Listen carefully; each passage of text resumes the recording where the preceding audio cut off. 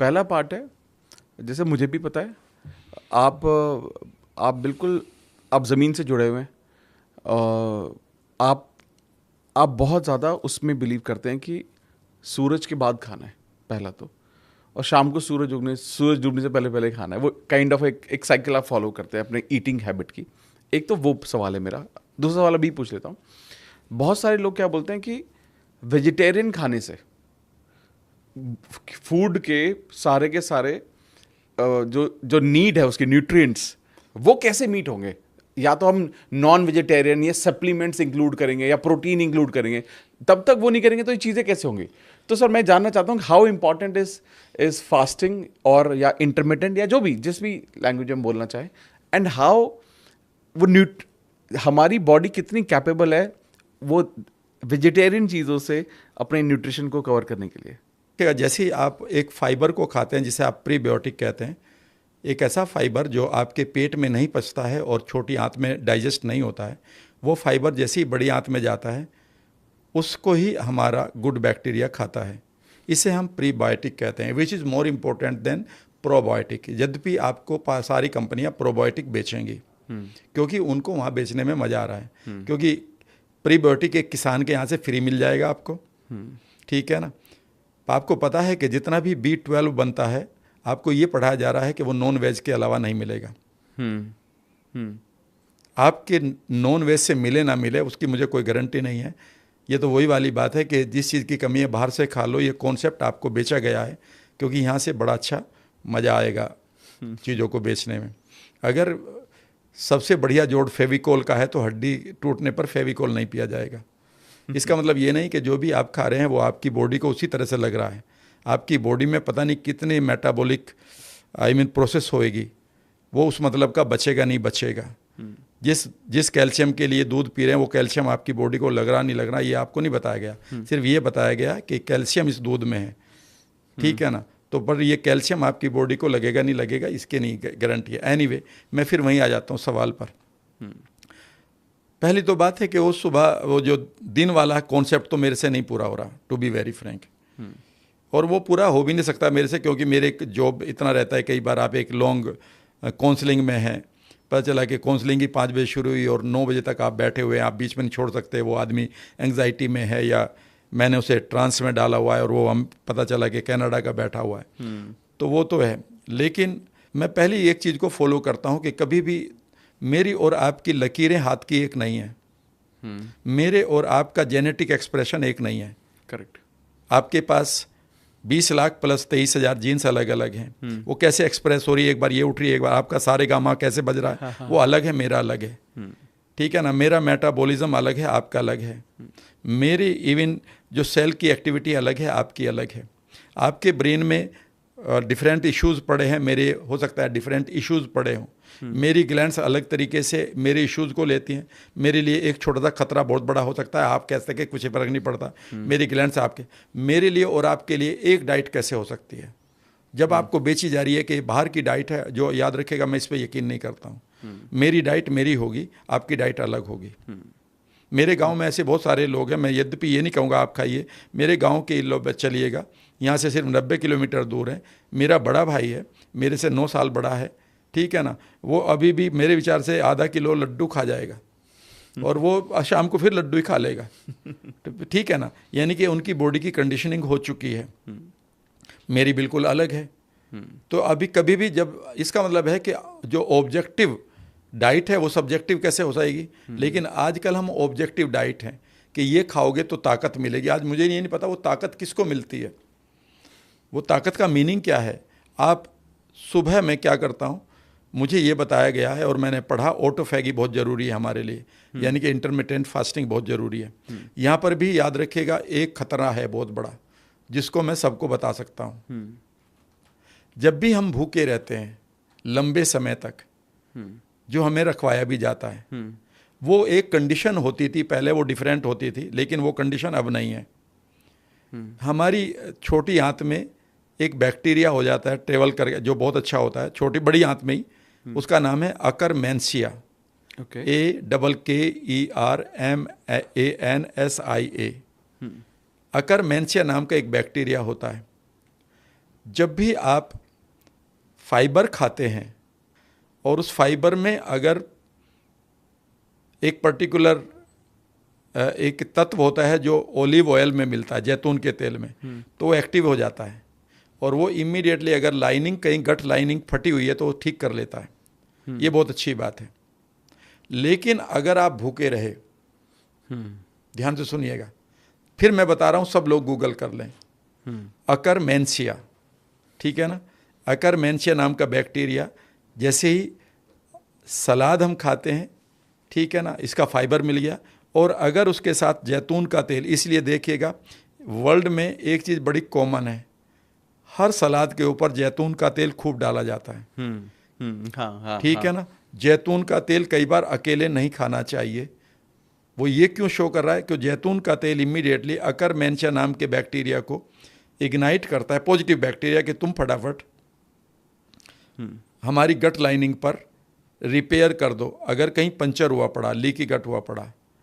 लेकिन इसकी खास बात यह है कि अगर इसे अपनी डाइट नहीं मिली और आपने इसे इग्नाइट कर दिया तो ये आपकी गट लाइनिंग को खा जाएगा उल्टा, यानी कि पंचर और बड़ा हो जाएगा।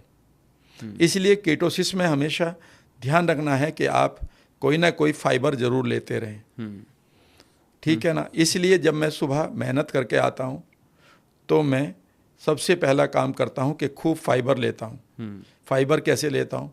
मैं कम से कम 5-6 मौसम्बी खाता हूँ, जूस नहीं निकालता, खाता हूँ, ठीक है ना। उनके बीज निकाले, एक मौसम्बी के 4-6 टुकड़े करे और उसके खाया।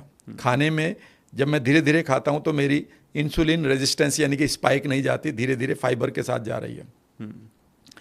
उसके बाद मेरे विचार से मैं करीब 11 बजे 10:30 बजे के करीब मुझे एक गिलास मिलता है बीट रूट का जूस।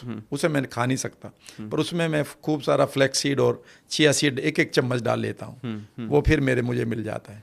उसके बाद मैं दोपहर को रोटी खाता हूँ। भाई मैं तो बी कॉम्प्लेक्स भी ठीक है मेरा तो, और मुझे मालूम है कि आपका बी कॉम्प्लेक्स बाहर से कितना भी खा लो, जिस मीट को आप खा रहे हैं, मैं इसके बारे में भी बोल सकता हूँ। मीट को जब हम खाते हैं तो जब मीट को काटा जाता है, उस पशु को काटा जाएगा, वो हमेशा उसके अंदर जैसे उसको काटा जाएगा तो there is a transition time, कि जो उसके हाथ में जो एंडोटॉक्सिन्स पड़े थे जिनकी मैंने अभी बात करी, LPS, वो इमीडिएटली जैसे वो एकदम से फियर में जाएगा और मौत की तरफ जाएगा तो उसकी गट लाइनिंग ख़त्म हो जाती है, और वो एंडोटॉक्सिन के पास इतना टाइम होता है कि वो उसके मीट में चले जाएं। आगे सुनिएगा, और आप इन्हें कितनी भी विसिल लगवा लो, ये कभी नहीं मरते हैं। Endotoxins never die.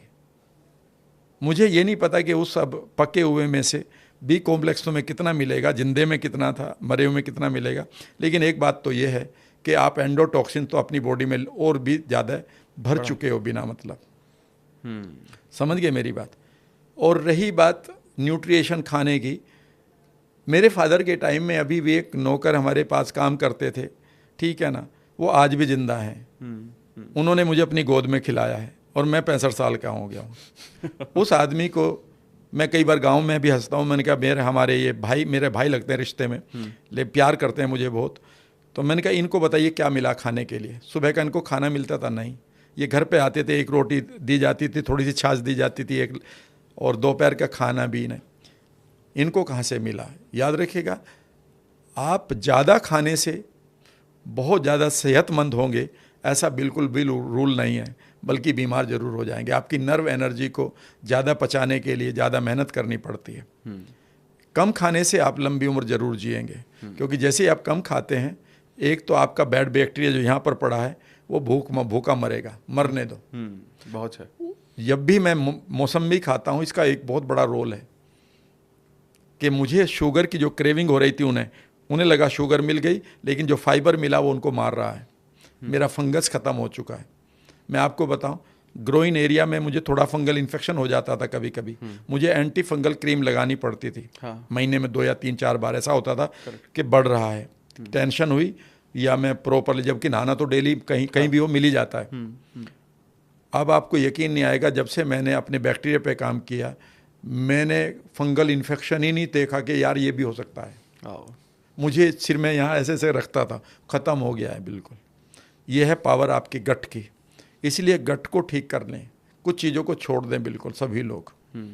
और अपनी वेगस नर्व को जब तक शांत करने की बात, वो कहेंगे यार इसको कब करोगे, अगले वाले में करें ना करें, लोग इसमें ही बता देता हूँ। आप जीवन में 20 मिनट के लिए योग निद्रा करते हुए अपनी पूरी बॉडी को देखा करें। ओके। जिसे आप दिखाया जाता है हमारे शास्त्रों में कि अपने पंजों पर पूरा ध्यान दो, देखो यहाँ क्या हो रहा है, अब तलवों पर ध्यान दो, क्या हो रहा है, फील करो उसको, पिंडलियों में देखो क्या चल रहा है, महसूस करो इस टेम्परेचर को, फिर घुटनों में जाओ। जब आप ऐसा कर रहे हैं तो आप अपने थॉट से उस नर्व को पूरी तरह से इस समय इग्नाइट कर रहे हैं कि तू अपना काम कर। और आप कई बार कहते हैं सर मेरी पिंडलियां बिल्कुल सुन रहा है, यहाँ से कुछ नहीं मैसेज मिला, इसका मतलब यहाँ पर वेगस नर्व काम ही नहीं कर रही है या दूसरी नर्व काम नहीं कर रही है। तो जब आप ऐसा करते हैं, याद रखिएगा ये योगिक क्रिया जो भारत की है, मैं पढ़ा जरूर रहा हूँ NLP 2.0, लेकिन मैं ये मानता हूँ कि सारा कुछ हमारे देश की देन है पूरे विश्व को, और मैं प्राउडली कहता हूँ। चाहे वो लॉ ऑफ अट्रैक्शन हो, चाहे वो हेल्थ हो, चाहे वो गट हो, चाहे माइंड हो, चाहे रिश्ते हो, चाहे वो धन हो, इतना तो मैं पढ़ते पढ़ते जान चुका हूँ। तो आप योग निद्रा करते हुए एक एक अंग को देखें, और एक एक अंग को देखें, यहाँ तक भी देखें कि आपका लीवर इस टाइम क्या कह रहा है आपको, आपके दोनों लंग्स क्या कहना चाह रहे हैं, लिसन टू देम। आपकी किडनी पर ध्यान ले जाएं, आप अपनी ग्लैंड्स पर ले जाएं, आप अपने हार्ट को देखें बहुत देर तक, आप गले में देखें कहीं कुछ फंस तो नहीं रहा, आप अपने ब्रेथ पाइप को देखें, ये बिना मतलब अकड़ तो नहीं रही किसी को याद करते हो, सर को देखें कुछ यहाँ थोट तो नहीं आ रहे बेकार के, पत्थर तो नहीं चल रहे हैं। जब आप ऐसा करते हैं तो आप अपनी वेगस नर्व को काम करते हैं। और दूसरी बात, जब भी आप ऋषिकेश जाएं तो कम से कम 20 से 25 डुबकी जरूर लगाएं ठंडे पानी में। याद रखिएगा ये डुबकी लगाने से हमारी वेगस नर्व एक्टिवेट होती है। Can you believe it? ये मैं नहीं कह रहा हूँ, ये लिखा हुआ है, और उन लोगों ने लिखा हुआ है जो अब वेगस नर्व के ऊपर काम कर रहे हैं। बाकी आप माइंड से बेकार के थॉट को निकालें, जिस पर मैं NLP की वर्कशॉप देता हूँ कि भैया यहाँ से अगर रेगुलरली बेकार की चीज़ चलेंगी तो वो तो पाइप खराब हो गई। अगर आप एक पाइप में रोजाना कूड़ा करकट बहाएंगे था वो पानी के लिए, तो पाइप तो भरेगा ना, तो ये पाइप भर रहे पड़े हैं। हाँ।